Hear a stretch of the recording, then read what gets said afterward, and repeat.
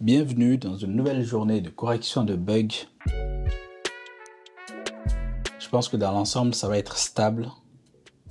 Il y aura encore quelques lenteurs sur les requêtes, mais ça, c'est les choses qu'on va améliorer petit à petit. C'est le MVP, hein, c'est la première version.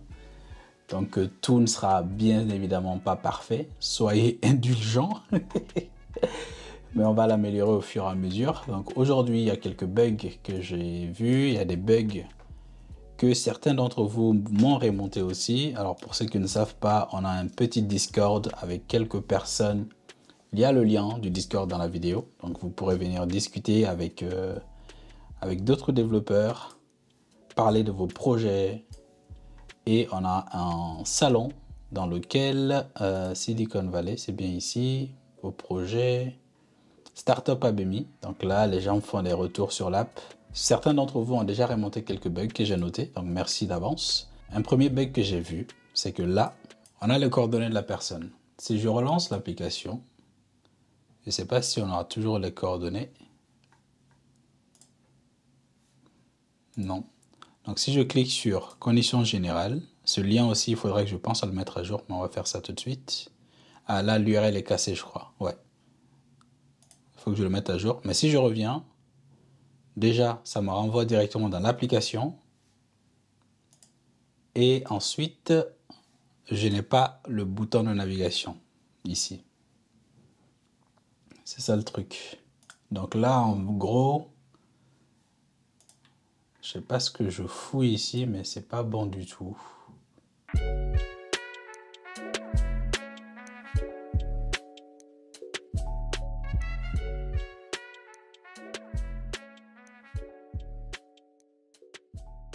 Donc ça, c'est l'APK. Normalement, si je le glisse ici, ça doit me l'installer. Ok, ça me l'a installé. C'est ici, et donc, si je l'ouvre, on arrive sur Welcome. Jusque là, tout va bien. J'active la localisation. Une fois qu'il a mes coordonnées, j'arrive dans l'app ici. Et donc, ce qu'on va faire, c'est quitter l'app. Et la réouvrir. Et on va voir si je perds mon bottom bar. Tu vois, ça m'amène encore ici. C'est ça que moi, je veux pas. En fait, j'ai l'impression que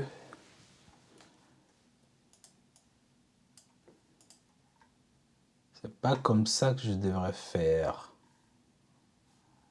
Je pense qu'on va peut-être juste regarder si on a le droit d'accéder à la localisation de la personne ou pas. Tu vois? Si on a le droit d'accéder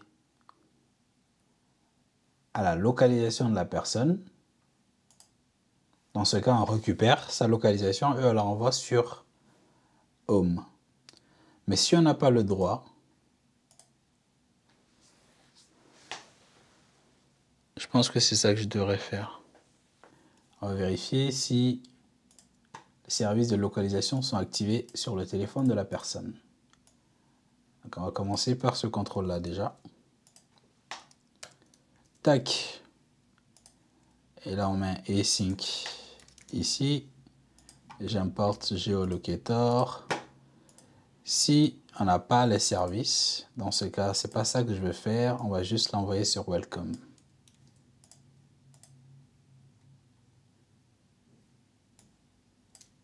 On va juste l'envoyer sur Welcome. OK? Et on met un return ici pour pas faire le reste. Donc si on passe cette étape, ça veut dire que le service de localisation est activé sur son téléphone. Dans ce cas, on doit vérifier si, exactement, si on a la permission d'accéder aux coordonnées de l'utilisateur. Donc on check. If permission is denied. Moi, je ne veux pas request permission. Je ne veux pas request. Je vais juste voir si permission is denied. Attends, c'est quoi les différentes valeurs? Ok, on a deny ou denied forever. On va faire ces deux-là. Ou bien denied forever. Si c'est le cas aussi, là aussi pareil, je ne vais pas lui demander d'accéder à ses coordonnées tout de suite. Je vais juste l'envoyer sur welcome. Et je fais un return aussi. Et si on arrive à dépasser ces deux contrôles, ça veut dire que la localisation est activée sur le téléphone et la personne nous a donné le droit de récupérer ses coordonnées. Et donc, on va récupérer ses coordonnées et on se casse. On va juste faire ça, en fait. Ref.read, ça. Il manque un point notifieur ici. Donc, on met à jour les coordonnées de la personne. Et ça, c'est un fusure, ça. Ok, donc on peut mettre un await. Est-ce qu'il y a un point den? Ouais. Et on va juste faire ça après. Donc, on va faire comme ça pour faire notre return après. On va l'envoyer sur home. Et on fait un... Est-ce qu'il y a besoin de faire un return ici? Normalement, non. Et du coup, ça, on ne le fait pas. OK. Ça, on ne le fait pas. Donc maintenant, même si on quitte l'application, le provider qui stocke la localisation de l'utilisateur sera vidé, ce n'est pas un problème. Mais on gardera toujours les coordonnées ici, normalement. Hein. Normalement, donc on fait ça et on se... Ok, donc ici, on va juste mettre un loading pendant qu'on est en train de faire ce contrôle. Ok, on va tester. On va créer un autre APK. Pendant ce temps, on va désinstaller ça. Donc on va installer. Donc à l'ouverture, le GPS est activé sur le téléphone, mais je n'ai pas donné l'autorisation d'accéder à mes coordonnées. Donc, il va m'envoyer sur Welcome, ici. Jusque-là, tout va bien. Et donc, si je fais ça, on arrive ici. Donc, je dis que j'autorise l'accès à mes coordonnées. On va être redirigé dans l'app avec les entreprises. Si je quitte l'app et que je redémarre, cette fois-ci, on va encore rentrer dans le init state. Il va checker est-ce que le GPS est activé sur mon téléphone, c'est le cas. Est-ce qu'on a l'autorisation d'accéder aux coordonnées de l'utilisateur? Oui, je viens de lui donner l'autorisation lors de l'ouverture précédente. Et donc, il va juste récupérer mes coordonnées et il va m'envoyer sur Home. Directement. Voilà. Ça m'a l'air pas mal à tester. Attends, on va se tenir debout. Je suis fatigué de m'asseoir. Attaque lequel? On va mettre à jour les CGU. Il faudrait peut-être que je reste dans l'app en utilisant un WebView. Flutter, WebView. Voilà. Flutter pub add. On exécute ça ici. Ensuite, dans le init state, j'aurai besoin du dispose aussi. Et donc, dans la documentation, ils nous disent qu'on peut créer un contrôleur comme ça.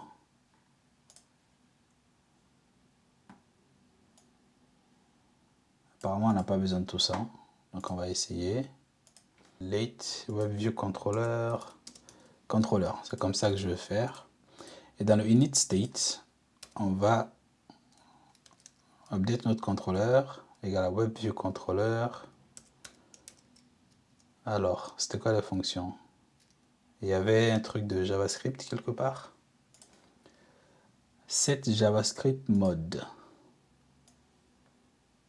Ça, moi je vais le mettre à disable. Ça c'est pour que la personne ne puisse pas jouer avec le DOM. J'ai pas besoin que la personne puisse faire ça. Et ensuite, ce dont j'ai besoin, c'est ça.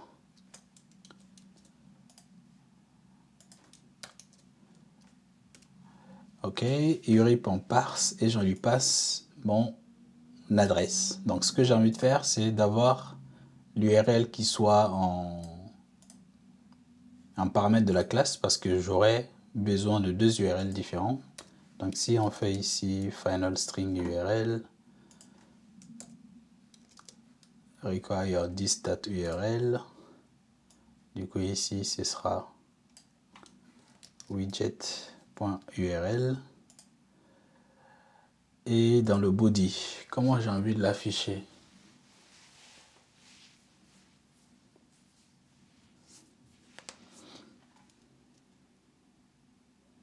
Ouais, juste un scaffold, c'est tout. Hein. Scaffold avec un app bar qui sera my app bar. Pour le moment, on va pas mettre de titre. Juste un back bouton. Non, c'est un leading app back bouton. Et ensuite, dans le body, maintenant, je passe le contrôleur. Comme ça. Comme ça, on reste dans l'application. On ne va aller nulle part. Donc, je pourrais aller créer une autre route ou bien juste faire un navigateur.push. Tout simplement, ça devrait suffire. On va utiliser le classique navigator.off. Contexte. Non, comment ça se faisait déjà? Matériel. Non, navigator.push. Contexte. Material page route. Et le builder aussi, tu faisais contexte. Et ici, il fallait juste lui donner la page. Et la page que je veux lancer, c'est celle qu'on vient de créer. Je ne sais plus, app web view page. URL si je fais ça. Alors, point virgule ici. L'URL de mes conditions générales d'utilisation qui se trouve dans Silicon Valley. Ici.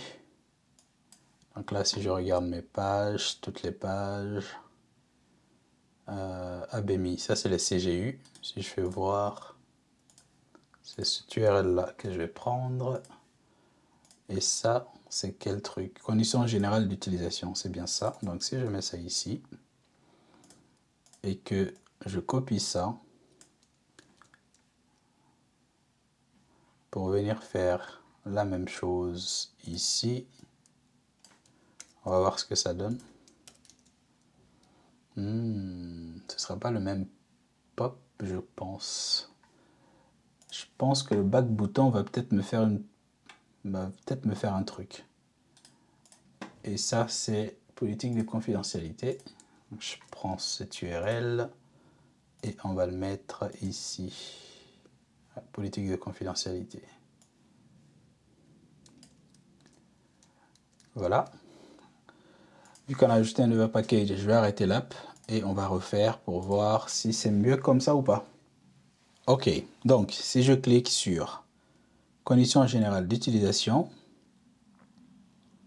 ça m'ouvre la page avec mes CGU. Je trouve que le rendu est même bien meilleur là.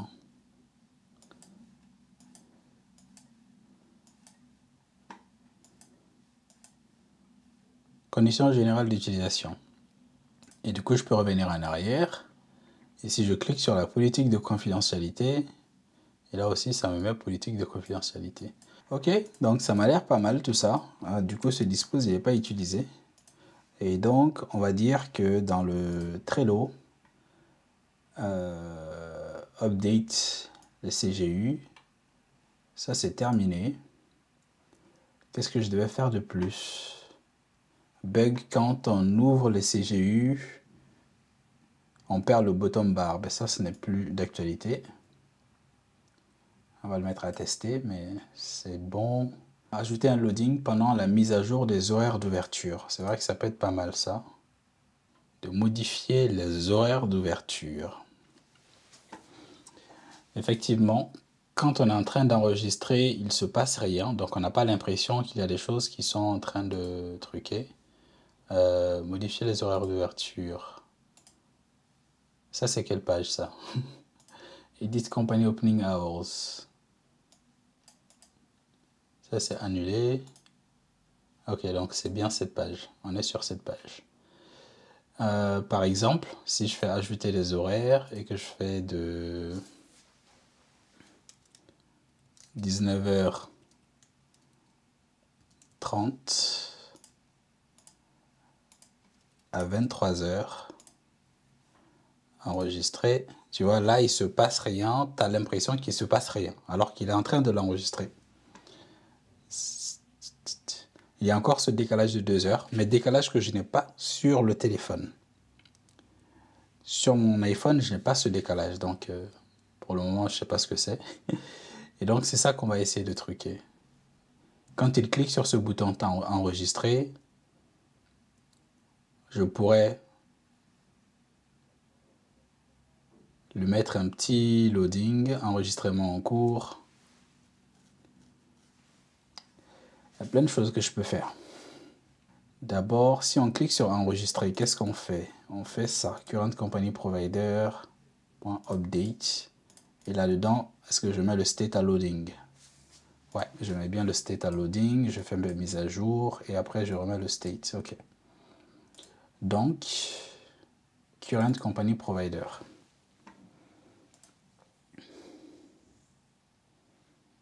En gros, je peux juste l'afficher une dialogue avec un texte, enregistrement en cours, ou bien tout simplement vider tout ça et lui mettre un petit loading. Pour le moment, je vais faire ça. Ça va pas être très très joli, mais on va faire ça comme ça pour le moment.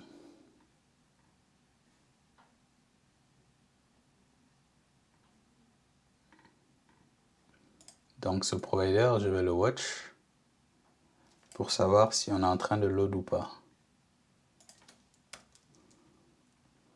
Je vais faire final is loading égale à ça. J'enlève le notifieur. Point is loading. Et ici, bon, est-ce que j'ai besoin de faire ça en plus? De le créer dans une variable locale. Ça ne sert pas à grand chose, c'est juste à faire ça. Ça me fait une ligne de code à moi. Scaffold, appbar. Non, j'ai envie de rien afficher ici. Même le appbar, je ne veux pas l'afficher. Donc on va carrément faire ça. S'il est en train de load, ici on va réafficher un autre scaffold dont le body sera un center qui aura un child qui sera un app loading indicator.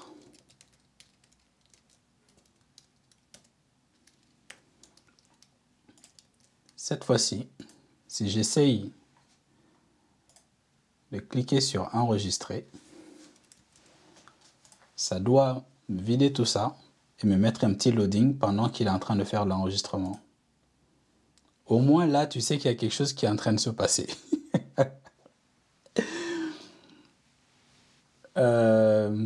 Mais ouais, ça me remet le truc et après ça me redirige derrière. Bon, ça c'est des trucs. C'est pas à cause de ce petit.